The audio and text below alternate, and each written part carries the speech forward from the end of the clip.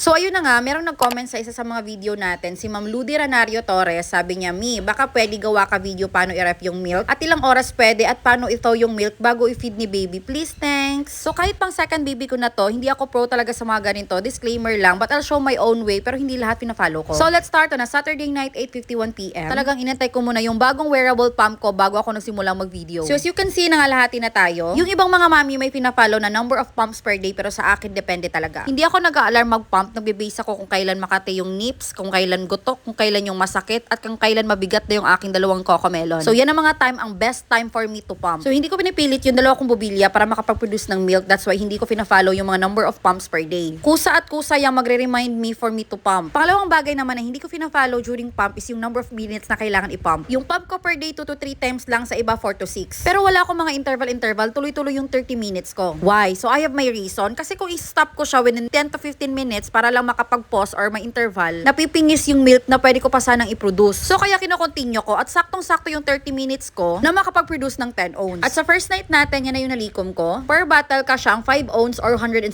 ml. Yung 160 ml mas angat pa yun onti sa 5 ounce ha. At gaya ng ibang mga mami, eto uniform talaga ha. Bawat cocomelon namin na hindi talaga yan pantay. Merong isa marami na po-produce, merong isa onti lang. Well, only BF mom can relate. Actually, up to now, wino-work ko pa talaga ang pagpantay sa kanilang dalawa dahil chance ko na to dahil kay Macy talagang napag-iwanan yung isa. At kahit unli-latch si Gem ko, ay talagang meron akong separate pump and consume para sa kanya. So I don't have milk pitcher and that thing serves as my milk pitcher dahil hindi ko naman goal pag ipunin lahat ng gatas ko para magmukhang madami. And yes, this is not the right thing to do. Alam ko na yan, someone corrected me already. Dapat sa loob talaga nakalagay yung stash, hindi sa may pintuan. As much as possible, dapat wala siyang kasama sa loob, lalong-lalo na yung mga karne or any foul odor. At dapat mas naka-flat siya para mas hindi mag-consume ng space. Yung ibang may ginagamit na bagay to flatten but hindi necessary. On my case, super duper liit ng freezer ko, so don't follow that. Do the right thing. So let's continue the next following day, Sunday on 6:20 AM. Super duper bigat na ng bobilya ko, that's why I really need to pump. At super duper uhaw din ako at the same time nito. So aside sa mga sinabi ko kanina, isa sa mga gumigising sa akin ang pagkagutom din. So bakit nga ba hindi ako bumili ng milk pitcher? Kasi once na puno ko na lahat ng mga lagayan, magpa-pump ako directly for the stash on that day and on that time, at hindi same date and time kung kailan na-combine na lahat. On my end kasi, kaya ko mag-pump for the whole stash. Pero kung yung maliliko mo is paunti-unti lang talaga, ay syempre, kailangan mo talaga mag-combine. At guys, na nakita nyo kanina, isa din yun sa mga rason kung bakit kailangan ko na mag-pump. Dahil kusa na pong lumalabas ang mga gatas. Yung nako-collect naman ng BM collector ko, hindi ko yan siya inahalo. And very particular ako sa time, ayoko na magkaiba, kaya feeling ko hindi safe yung milk. So, sineseparate ko siya para sa mga pusa sa labas. At eto ang unang pump ko on Sunday. Eto yung advantage kapag wearable breast pump ang gamit mo because you can do anything habang nagpa-pump ka. And just like what I said earlier, 30 minutes yung pump ko per session. Ang kinagandahan dito sa bagong wearable breast pump ko is 7 ounce po kasya sa isang itlog. Unlike dun sa dating gamit ko, and since tapos na yung 30 minutes, yan na kaagad ang nalikom ng paunang itlog natin. Kaya sa mga mami na hindi blessed at pilit na gusto mag-supply ng milk, follow nyo lang yung mga tips ng ibang nanay. And if you were to ask what is my secret, sa pagbubuntis pa lang hanggang ngayon ay more on sabaw na po talaga ako. More on maliquid na prutas at talagang mahilig ako sa sabaw ng coconut. At gaya na nakikita nyo, yes, ganyan ako ka-bless sa milk ko dahil talagang umaapaw sa lagayan ko. Sa isang bubilya, naka 7 ounce kagad ako. Take note, hindi ako mahilig na malunggay gaya ng sinasabi ng ibang mga nanay. Tip ko para sa mga nagtatry, dapat isipin nyo din na kaya nyo mag-supply. Think positive. Dahil malaking impact din yan that you really believe na kaya mo makapag-supply. And sa 30 minutes ko, yan na yung nalikom ko.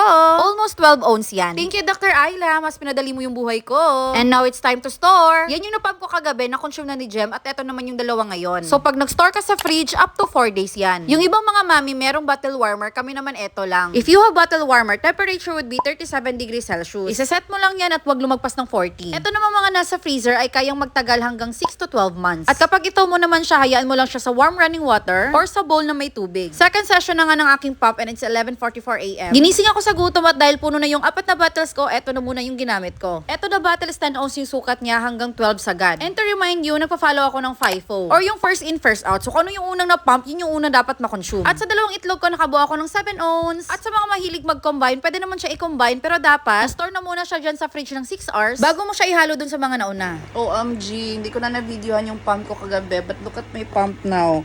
14 minutes, pero puno na, girl. Ayan, wala nang space. Wait lang, help. I need picture. I need bottle, please. Tama na, tama na. Sabi, hold on. Ipakita ko. 13 minutes. Actually, kaka-change lang ng another 1 minute nun. 14. 13 minutes yan. Puno. Pakita mo ilang ml yan. 6. Isali ko na lang din itong isa. Sa loob ng 13 minutes yan ha. O, lumagpas na ako ng 10 ons.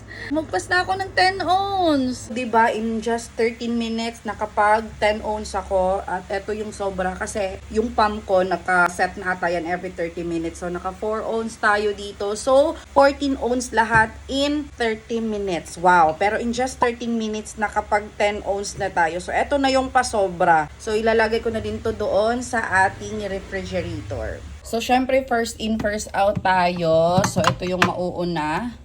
Ito yung bagong lagay natin. Ay, nagpas 10 ons pala siya, oh.